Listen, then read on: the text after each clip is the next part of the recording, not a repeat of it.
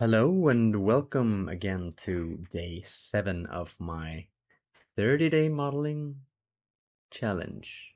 30-day 3D modeling challenge. It's always hard to say all that in a consistent way. Uh, but someday, one day I'll get it. One of these days I'll get it perfectly. Uh, as I'm sure you already know if you've been following me up to this point, I don't follow a script. I just tend to use this a bit like a journal of sorts. This one, the prompt of today was candy wrapper, but instead I chose to just do a regular wrapped candy instead because what does a candy wrapper look like? A crumpled up plain, like um, maybe that would have been interesting to do, but I felt it was much more. I was more compelled to just do the candy, the candy wrapping, the wrapped candy itself, just to see how well I could pull off the twist on the sides, like I'm doing now. It was kind of an intuitive process. I really did enjoy doing this. It was it was straightforward, very painless. Uh, quite the simple model to make, but the hardest part was to get it to look as closely as close as close to the reference as possible. I should have probably, although I spent like less than half an hour on this thing, like all together. Like the whole thing from start to finish took 28 minutes.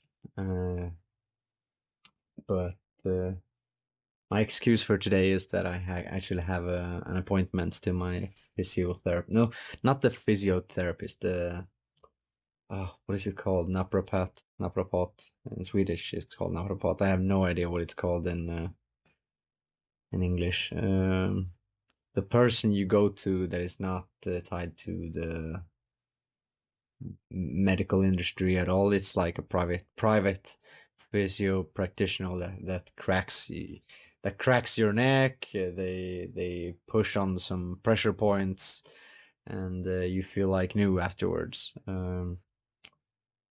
This is to we are currently trying to treat my facial pain with some different exercises. He has pressed on very sensitive points in my all around my head. I love it though. I People might think it's scary or painful to when someone applies pressure to certain points of your skull, but I personally really love it. I would do that every day if I could, just because of how much relief I get from it afterwards. But yeah, we are working on it. Since the medicine has done nothing but just make me dumber, as opposed to removing the this weird hypersensitivity that I have in my face that ends up in like it's just enough that when anything touches a certain part of my forehead, it feels like I'm being punched inside my the back of my eye. It's that bad. And having hair touch that part of my forehead, it triggers it, but not so much that it's like a full painful punch impact, but over time it becomes like this very stiff, um, strained sensation, generally strained sensation that eventually breaks out in like pain and nastiness. So one thing I've started doing now is just to apply some hair wax on that specific part of my hair just so that it has no, as little contact with my forehead as possible. It looks okay, but yeah, it is a workaround. But while waiting for finding the proper way to treat it.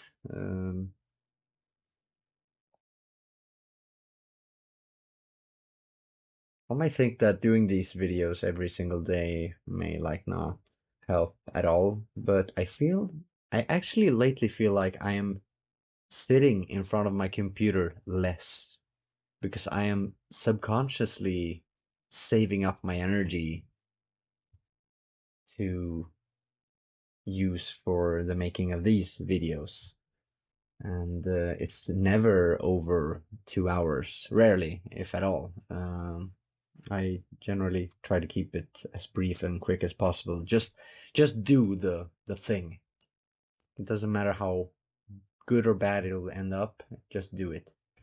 And I think that has like helped me to just be a lot more conservative with my computer screen time.